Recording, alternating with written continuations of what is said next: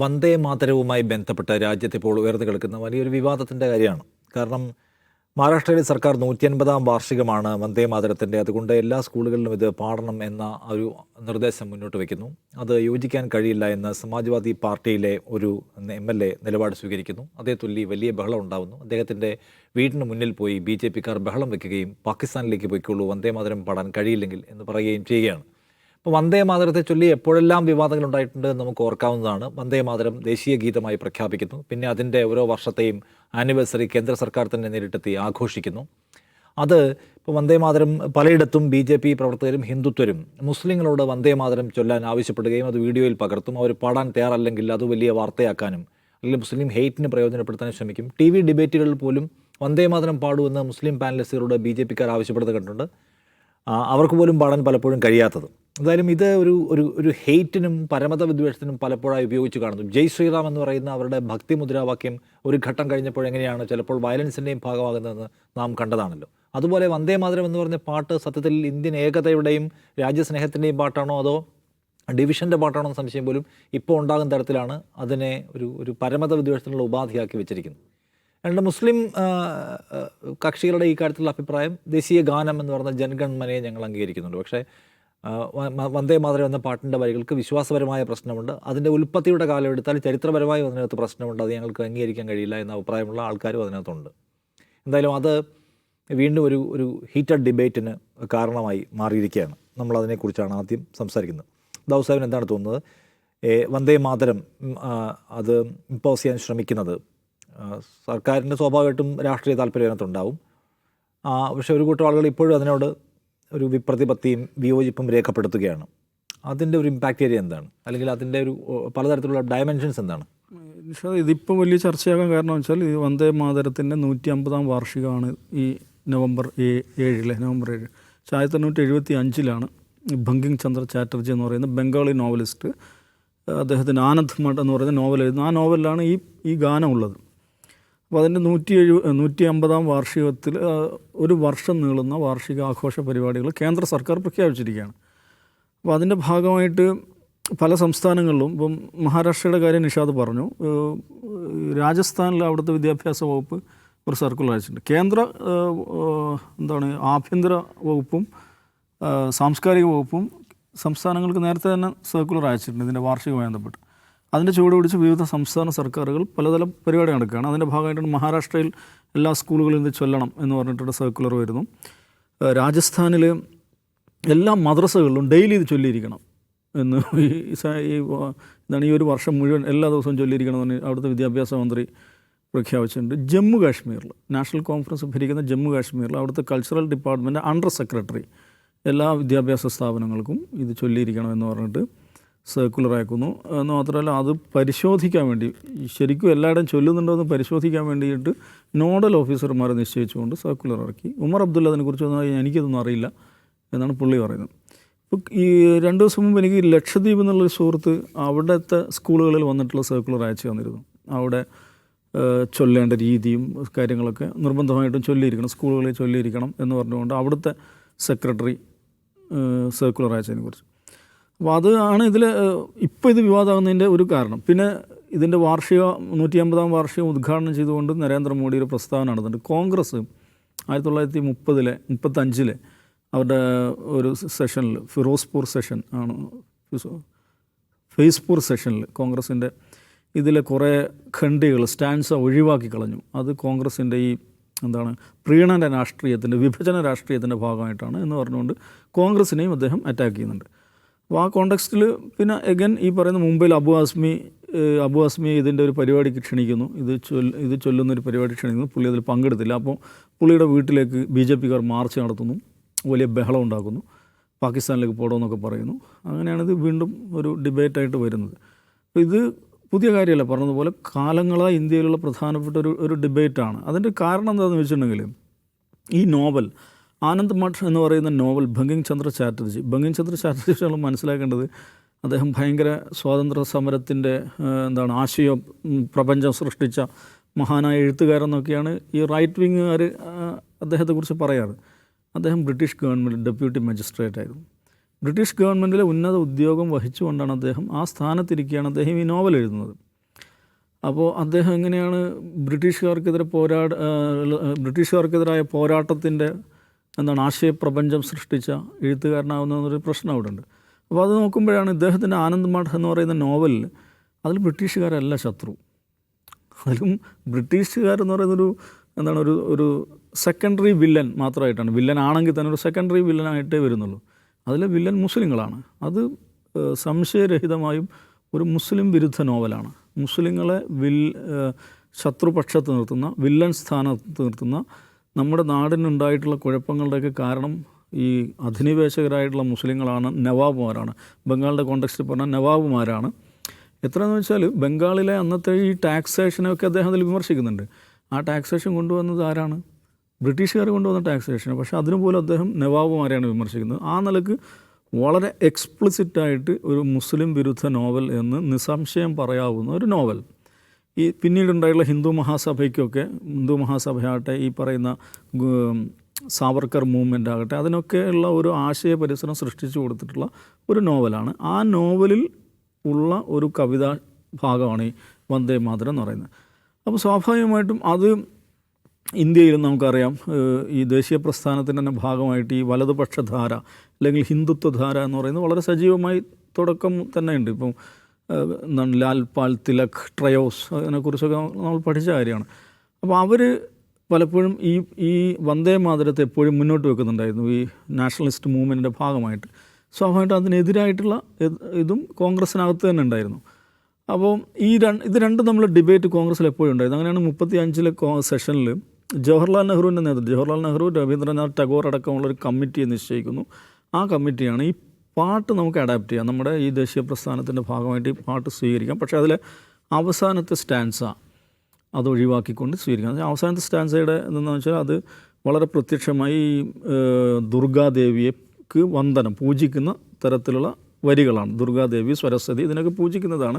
അപ്പോൾ ദേശീയ പ്രസ്ഥാനം എന്ന് പറയുന്നത് ഹിന്ദുക്കളും മുസ്ലിങ്ങളും കൂടെ ഒന്നിച്ചു കൊണ്ട് നടത്തേണ്ട ഒരു സംരംഭമാണ്. അപ്പോൾ അതിനകത്ത് ഒരു വിഭാഗത്തിന് വിശ്വാസപരമായ പ്രശ്നമുള്ള വരികൾ ഉണ്ടാകാൻ പാടില്ല എന്നുള്ളതുകൊണ്ട് വളരെ എക്സ്പ്ലിസിറ്റായിട്ട് ഈ ദേവി ആരാധനയെക്കുറിച്ച് പറയുന്ന, ദുർഗാ ദേവിയുടെ ആരാധനയെക്കുറിച്ച് പറയുന്ന ഭാഗങ്ങൾ ഒഴിവാക്കുകയാണ് ചെയ്തത്. അതിനെക്കുറിച്ചാണ് ഇപ്പോൾ കഴിഞ്ഞ ദിവസം നരേന്ദ്രമോദി വിമർശിക്കുന്നത്. അപ്പോൾ അതിൽ മുസ്ലിങ്ങളെ സംബന്ധിച്ചിടത്തോളം മൊണോത്തിസം, ഏകദൈവത്വം എന്ന് പറയുന്നത് അതിൻ്റെ ഏറ്റവും പ്രധാനപ്പെട്ട ഒരു അടിസ്ഥാനമായിട്ട് there is no god but god എന്നുള്ളതാണ് ഇസ്ലാമിൻ്റെ അടിസ്ഥാന തത്വം എന്ന് പറയുന്നത്. തൗഹീദ് എന്ന് പറയുന്ന ഒരു സങ്കല്പം.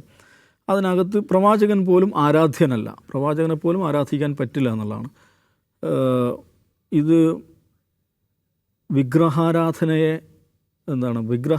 പ്രചോദിപ്പിക്കുന്നതാണ് ഈ പാട്ടിലെ വരികൾ എന്നൊരു പ്രശ്നം അവിടെ ഉണ്ട്. ഒന്നാമത്തെ പ്രശ്നം ഈ ഗാനത്തിൻ്റെ കോണ്ടെക്സ്റ്റ് തന്നെ വളരെ മുസ്ലിം വിരുദ്ധമായിട്ടുള്ള ഒരു നോവലിൻ്റെ ഭാഗമാണ്.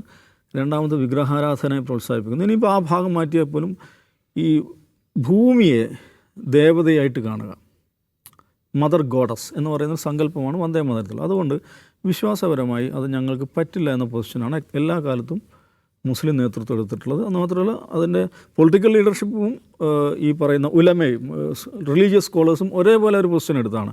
ഇപ്പോൾ അബുൽ കലാം ആസാദ് അതിനെതിരായ നിലപാടെടുത്ത ആളാണ്. ദാറുൽ ഉലൂം ദൈവബന്ദ്, ഇന്ത്യയിലെ ഏറ്റവും പ്രധാനപ്പെട്ട ഒരു മുസ്ലിം സെമിനാരി എന്ന് പറയുന്നത് ദാറുൽ ഉലൂം ദൈവബന്ദ്, അവരുടെ ഒഫീഷ്യൽ ഫത്വ തന്നെയുണ്ട് ഇതുമായി ബന്ധപ്പെട്ട്. അപ്പോൾ അതുകൊണ്ട് അത് അടിച്ചേൽപ്പിക്കുക, അത് പാടാൻ ഇഷ്ടമില്ലാത്ത ആളുകൾ എല്ലാവരും അത് പാടണം എന്ന നിലപാട് ഇന്ത്യയിൽ ഒരു കാലത്തും ആരും എടുത്തിട്ടുണ്ടായിരുന്നില്ല. പക്ഷെ അതേസമയം നമുക്ക് നാഷണൽ ആന്തവും ഉണ്ട്, നാഷണൽ സോങ്ങും ഉണ്ട്. നാഷണൽ ആന്തം ജൻഗൺ മന എല്ലാവിടെയും നമുക്കറിയാം ആലപിക്കപ്പെടുന്നത്. നാഷണൽ സോങ് ആയിട്ട് എടുത്തിരിക്കുന്നത് ഈ വന്ദേ മാതരാണ്. വന്ദേ മാതരം, വന്ദേ ഭാരത് ആളുകൾ തെറ്റി പറയുന്നുണ്ട്. അപ്പോൾ ഇത് കോൺസ്റ്റിറ്റ്യൂഷനുള്ള കാര്യമൊന്നുമല്ല. ഭരണഘടനയിൽ ഇതും നാഷണൽ ജനഗണമനയെക്കുറിച്ചോ വന്ദേ മാതരത്തെക്കുറിച്ചോ പറയുന്നില്ല. 1950 ഒരു പ്രസിഡൻഷ്യൽ ഓർഡറിൽ മാത്രമാണ് ഇതിനെക്കുറിച്ചുള്ള ഒരു റെഫറൻസ്, ആ നിലക്കുള്ള റെഫറൻസ് വരുന്നത്. ഓഫ് കോഴ്സ് കോൺസ്റ്റിറ്റ്യൂഷണൽ അസംബ്ലി ഡിബേറ്റിൽ ഇതുണ്ടായിരുന്നു. ആ ഡിബേറ്റിൽ ഇത് പറഞ്ഞു വെക്കുകയും ചെയ്യുന്നുണ്ട്. നമുക്ക് ജൻഗൺമന നാഷണൽ ആന്തവും വന്ദേ മാതരം നാഷണൽ സോങ്ങുമായി സ്വീകരിക്കുക എന്നുള്ളത്. പിന്നെ അതിൻ്റെ ഒരു റെഫറൻസ് വരുന്നൊരു സ്ഥലം എവിടെയെന്ന് വെച്ചാൽ 1971 prevention of insult to national honour act എന്ന് പറഞ്ഞിട്ട് നിയമമുണ്ട്. ദേശീയ ചിഹ്നങ്ങളെയും ബിംബങ്ങളെയും അനാദരിക്കുന്നത് തടയാനുള്ള നിയമം, അതിനകത്ത് റെഫറൻസ് ആദരിക്കപ്പെടേണ്ട ഒരു ഇതായിട്ട് വന്ദേ മാതരം വരുന്നുണ്ട്. അതേസമയം ഇത് പാടണം, എല്ലാവരും പാടണം എന്നുള്ള ആശയം ഹിന്ദുത്വ ബ്രിഗേഡ് എല്ലാ കാലത്തും മുന്നോട്ട് വെച്ചിട്ടുണ്ട്. അതിൻ്റെ ഭാഗമായിട്ട് 2017 ഈ അശ്വിനി കുമാർ ഉപാധ്യായ ഒരു കേസ് കൊടുക്കുന്നു സുപ്രീം കോടതി. ഈ അശ്വിനി കുമാർ ഉപാധ്യായെക്കുറിച്ച് പറയുന്നത് മിസ്റ്റർ PIL എന്ന് പറയാവുന്ന ഒരാളാണ്. ഈ നിലക്കുള്ള കേസുകൾ എപ്പോഴും സുപ്രീം കോടതി പുഷ് ചെയ്തുകൊണ്ടിരിക്കുക. ആ കേസിൽ സുപ്രീം കോടതി അദ്ദേഹത്തിൻ്റെ പ്രയർ നിരാകരിക്കുകയാണ് ചെയ്തത്. ആ പ്രയർ നിരാകരിക്കുന്നതിൻ്റെ കാരണം എന്ന് വെച്ചിട്ടുണ്ടെങ്കിൽ അതിൻ്റെ റെഫറൻസായിട്ട് സുപ്രീം കോടതി എടുത്തിരിക്കുന്ന 1986 ബിജോയ് ഇമ്മാനുവൽ കേസുണ്ട്. നമ്മൾ പലവട്ടം ചർച്ച ചെയ്തതാണ്. ഈ Bijoy Emmanuel versus state of Kerala. ദേശീയ ഗാനമാണ് അതിലെ വിഷയം. ഈ ഇതല്ല ദേശീയ ഗീതമല്ല, ദേശീയ ഗീതം എന്നാണ് ഇതിന് പറയുക അല്ലേ. ഞാൻ ഡെസ്കിൽ കുറേ ആളോട് ചോദിച്ചു ഈ നാഷണൽ ആന്തവും നാഷണൽ സോങ്ങും എന്നാണ്. അപ്പോൾ അതിൽ നമുക്കറിയാം ബിജോയ് ഇമ്മാനുവലിൻ്റെ പ്രശ്നം എന്താണ്, നാഷണൽ ആന്തം തന്നെ ചൊല്ലാൻ എൻ്റെ മക്കൾക്ക് പറ്റില്ല. അപ്പോൾ ചൊല്ലിയില്ല, മക്കൾ ചൊല്ലിയില്ല, സ്കൂളിൽ നിന്ന് പുറത്താക്കി. അങ്ങനെയാണ് കേസ് ഡെവലപ്പ് ആകുന്നത്. അപ്പോൾ അയാളുടെ പ്രയർ അംഗീകരിക്കുകയാണ് സുപ്രീം കോടതി ചെയ്തത്. വേണ്ട, അനാദരിക്കരുത്, അത്രയേ ഉള്ളൂ. മക്കളെന്ത് ചെയ്യരുത്, അനാദരിക്കരുത്, അവരെ ചൊല്ലാൻ സ്കൂളോ സ്റ്റേറ്റോ നിർബന്ധിക്കരുത്. ഇതാണ് ബിജോയ് ഇമ്മാനുവൽ ഹിസ്റ്ററിക്കലായിട്ടുള്ളൊരു ജഡ്ജ്മെൻറ്റാണ്. അതാണ് ഈ 2017 ഈ Ashwini Kumar Upadhyay versus union of ഇന്ത്യയിൽ അവർ കോട്ട് ചെയ്യുന്നത്. എന്ന് വെച്ചാൽ ബിജോയ് ഇമ്മാനുവലിൽ നാഷണൽ ആന്തത്തെക്കുറിച്ച് എന്താണോ പറഞ്ഞത് അത് നാഷണൽ സോങ്ങിനും ബാധകമാണ്. അത് ഫണ്ടമെൻ്റൽ ഡ്യൂട്ടി അല്ല. ഇതിങ്ങനെ ആദരിക്കുക എന്ന് പറയുന്നത് അത് വളരെ പ്രധാനമാണ്. ഇങ്ങനത്തെ ഒരു പ്രയർ ഇതായിരുന്നു, ഇതൊക്കെ ഫണ്ടമെൻ്റൽ ഡ്യൂട്ടിയാക്കി മാറ്റണം എന്നുള്ളതാണ്. അപ്പം കോടതി പറഞ്ഞത് ഫണ്ടമെൻ്റൽ ഡ്യൂട്ടി അല്ല. അനാദരിക്കുക എന്നുള്ളത് അതെന്താണ്, ശിക്ഷാർഹമാണ് ഈ പറയുന്ന 71 നിയമപ്രകാരം. പക്ഷെ ആദരിക്കുക എന്നുള്ളത് എന്തല്ല, ഫണ്ടമെൻ്റൽ ഡ്യൂട്ടി ആയിട്ട് പ്രഖ്യാപിക്കണം എന്ന് പറ്റില്ല എന്ന് സുപ്രീം കോടതി 2017 അത് മനസ്സിലാക്കണം. അപ്പം ഇങ്ങനെയൊക്കെയുള്ള ഇതിൻ്റെ നിയമപരമായിട്ടുള്ള വശമുണ്ട്, ഇതിൻ്റെ ഹിസ്റ്ററിക്കലായിട്ടുള്ള വശമുണ്ട്. ഇതൊക്കെ ഉണ്ടായിരിക്കുക. പിന്നെ ഇതിങ്ങനെ ഇടയ്ക്കിടയ്ക്ക് പൊക്കിയെടുക്കുക എന്ന് പറയുന്ന സംഭവം ഉണ്ടല്ലോ, എന്തിനാണ് അത് പറഞ്ഞാൽ വെറുപ്പുണ്ടാക്കുക, അലമ്പുണ്ടാക്കുക എന്നുള്ളതാണ്. ഒരു വേറൊരു കാര്യം, ഒരു വിഭാഗത്ത് ഏതോ ആയിക്കോട്ടെ X or Y ഒരു വിഭാഗത്തെക്കുറിച്ച് അവർക്ക് താല്പര്യമില്ലാത്തൊരു ശ്ലോകം ചൊല്ലിക്കുക. ഇപ്പോൾ അതാണ് ജയ് ശ്രീറാം ചൊല്ലാൻ വേണ്ടിയിട്ട് ആക്രോശിക്കുക, ചൊല്ലാത്തവർ ഇടിക്കുക, അത് വീഡിയോയിൽ പകർത്തുക, എന്തോ ആകട്ടെ. ഒരാൾക്ക് ഇഷ്ടമില്ലാത്തൊരു കാര്യം അല്ലെങ്കിൽ താല്പര്യമില്ലാത്തൊരു കാര്യം അല്ലെങ്കിൽ മതപരമായോ വിശ്വാസപരമായോ സാംസ്കാരികമായിട്ടോ പ്രശ്നമുള്ളൊരു കാര്യം അയാൾ പറഞ്ഞിരിക്കണം, ചൊല്ലിയിരിക്കണം എന്ന് നിർബന്ധിക്കുന്നതിൽ അതിൻ്റെ ഒരു എന്താ പറയുക അന്തസ്സാര ശൂന്യത എന്ന് ആലോചിച്ചു. ഇവരെന്തിനാണ് ചെയ്യുന്നത്? ദേശഭക്തി, ഓക്കെ, എല്ലാവരും പാട്രിയോട്ടിക് ആക്കാൻ വേണ്ടിയാണെന്നാണ് പറയുന്നത്. ഈ പാട്രിയോട്ടിസം എന്ന് പറയുന്നത് ഇങ്ങനെ അടിച്ചേൽപ്പിച്ചുണ്ടാകുന്ന സാധനമാണ്. RSSകാർ ഇതാണൊരു കോറായിട്ട് ആലോചിക്കേണ്ട കാര്യം. നിങ്ങൾ വന്ദേ മാതരത്തെ മുന്നോട്ട് വെക്കുന്ന അഡ്വാൻസ് ചെയ്യുന്നതിന് വേണ്ടിയാണ്, അത് ദേശഭക്തി ഉണ്ടാക്കാൻ എന്നാണല്ലോ നിങ്ങളുടെ വാദം. അങ്ങനെയെങ്കിൽ അത് ചൊല്ലാൻ എനിക്ക് പ്രയാസമുണ്ട്, വിശ്വാസപരമായ പ്രശ്നമുണ്ട്. കാരണം ഞാനിതിനെ ഗോഡസായി കാണുന്നില്ല. ഈ ഭൂമിയെ അല്ല ഈ രാജ്യത്തെ ഗോഡസായിട്ട് ദേവതയായിട്ട് കാണാൻ എന്നെക്കൊണ്ട് പറ്റില്ല. കാരണം എൻ്റെ വിശ്വാസം അതിനെ അംഗീകരിക്കുന്നില്ല. ലോകത്ത് ദൈവമല്ലാതൊരു ദൈവവുമില്ല എന്നുള്ളതാണ് എൻ്റെ അടിസ്ഥാന വിശ്വാസം. അങ്ങനെ ഇരിക്കെ ഇതിനെ ദൈവമായി കാണണം, അതിനെ ദൈവമായി കാണണം എന്ന് പറഞ്ഞ് എന്നെക്കൊണ്ട് ആ ദൈവത്തെ മഹത്വപ്പെടുത്തുന്ന ഒരു റൈം ചൊല്ലിക്കാൻ നിങ്ങൾ അങ്ങനെ നിർബന്ധിച്ചിട്ട് എങ്ങനെയാണ് ഈ പാട്രിയോട്ടിസം ഉണ്ടാകുക? യഥാർത്ഥത്തിൽ പാട്രിയോട്ടിസം ആണോ അവിടെ ഉണ്ടാകുക? അതെന്താ ഇവരാലോചിക്കാത്തത്? ഏത് ആളെക്കുറിച്ചാകട്ടെ അവർക്ക് താല്പര്യമില്ലാത്തൊരു കാര്യം അടിച്ചേൽപ്പിച്ചിട്ട് അവരിൽ ദേശഭക്തി ഉണ്ടാക്കാമെന്ന് വിചാരിക്കുന്നതിന് തനി വിഡിത്തമാണ്. പക്ഷെ അവരിതിങ്ങനെ ചെയ്തുകൊണ്ടിരിക്കുകയാണ്. ഇപ്പോൾ ഇത് പെട്ടെന്ന് സർഫേസ് ഒന്ന് കുത്തിപ്പൊക്കാമെന്ന് വിചാരിച്ചാൽ ഈ 150-ാം വാർഷികം മാത്രമായിരിക്കില്ല, ബീഹാറിൽ തെരഞ്ഞെടുപ്പ് നടക്കുന്നുള്ളതും ചിലപ്പോൾ ഒരു കാരണമായിരിക്കാം. എനിവേ ഇത് കുറേ കാലങ്ങളായിട്ടുള്ള ഒരു ഇതാണ്. ആവശ്യമുള്ള സന്ദർഭങ്ങളിലെല്ലാം ഇത്തരം സാധനങ്ങൾ കുത്തിപ്പൊക്കുക എന്ന് പറയുന്ന സംഗതി ഇനിയും നടന്നുകൊണ്ടിരിക്കും. ബംഗാളിൽ തെരഞ്ഞെടുപ്പാണ് 2026. രവീന്ദ്രനാഥ് ടാഗോർ ബംഗാളിയാണ്, ബങ്കിം ചന്ദ്ര ചാറ്റർജി ബംഗാളിയാണ്. ബംഗാളിൽ തെരഞ്ഞെടുപ്പ് ചില്ലറ കളിയല്ല നിഷാദ്. അതിന് ഒരുപാട് ഡോക്യുമെൻ്ററികൾ തയ്യാറാക്കിയിട്ട് വരും. അതിൻ്റെ ഒരു ഭാഗമായിട്ട് തന്നെയാണത്. ഇപ്പോൾ ഇതിൻ്റെ ഒരു പ്രശ്നം ചെയ്ത് ഇന്ത്യ മുഴുവൻ വ്യാപിക്കുന്നൊരു ഡിബേറ്റായിട്ട് മാറ്റിയത് പ്രധാനമന്ത്രിയാണ്. പ്രധാനമന്ത്രി 150-ാം വാർഷികത്തിൽ കോൺഗ്രസ് 1937 ഇത് വെട്ടിക്കളഞ്ഞ കഥ പറഞ്ഞുകൊണ്ടാണ് ഇതിൻ്റെ തുടക്കം. പിന്നീട് ഓൺലൈനിൽ പരസ്പരം ആരോപണ പ്രത്യാരോപണങ്ങളാണ്.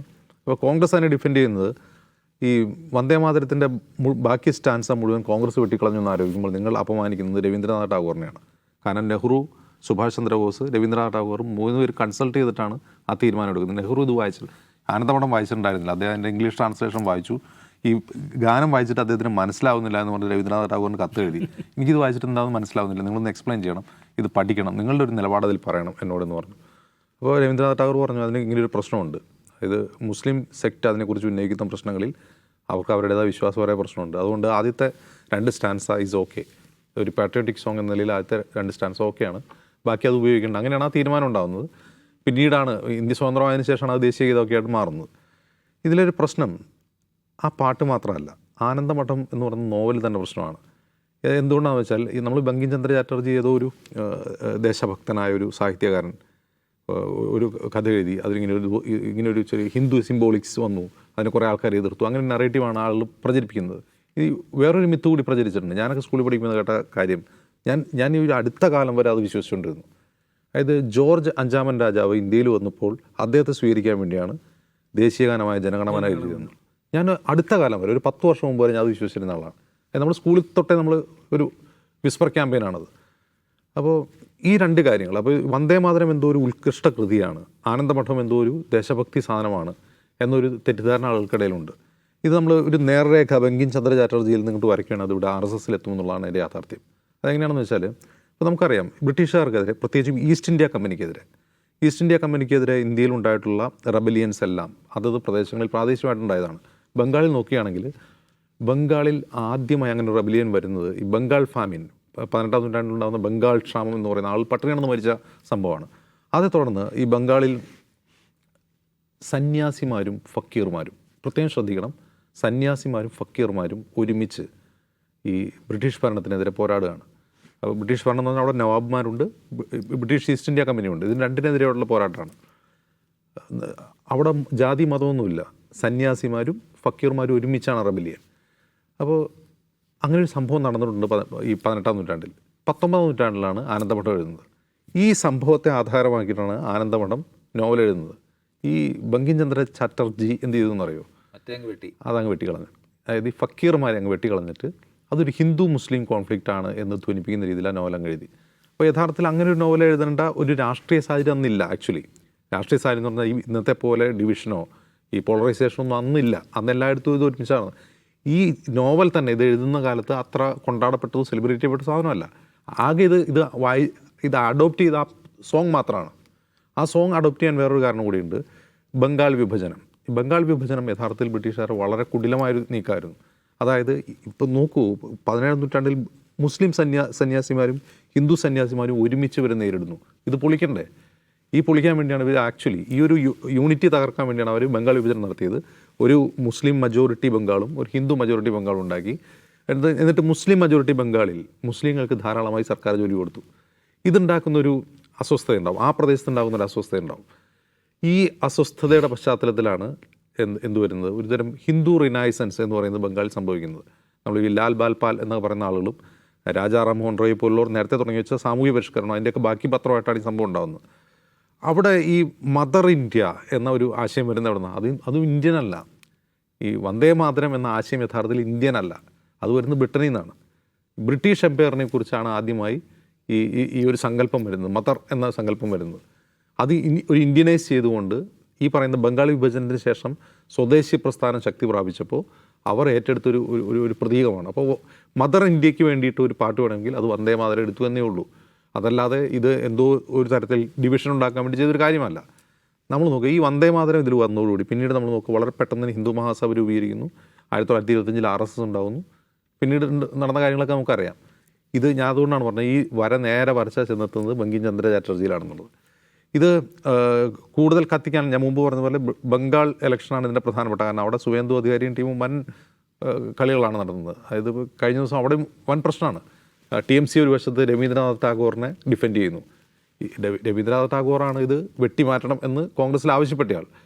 മറ്റവരെന്ത് ചെയ്യുന്നു? ബങ്കിം ചന്ദ്ര ചാറ്റർജിയുടെ വീട്ടിലേക്കുള്ള റോഡ് ടാർ ചെയ്തിട്ടില്ല എന്നൊക്കെ പറഞ്ഞുകൊണ്ട് സമരം ചെയ്യുന്നു. ഇതാണ് സീരിയസ്ലി നടക്കുന്ന കാര്യമാണ്. അവിടെ വലിയ ഗട്ടറാണ് അദ്ദേഹത്തിൻ്റെ ആൻസെസ്ട്രൽ ഹോമിലേക്കുള്ള റൂട്ടിൽ എന്നൊക്കെ പറഞ്ഞ് സുവേന്ദു അധികാരി പ്രശ്നം ഉണ്ടായിക്കൊണ്ടിരിക്കുകയാണ്.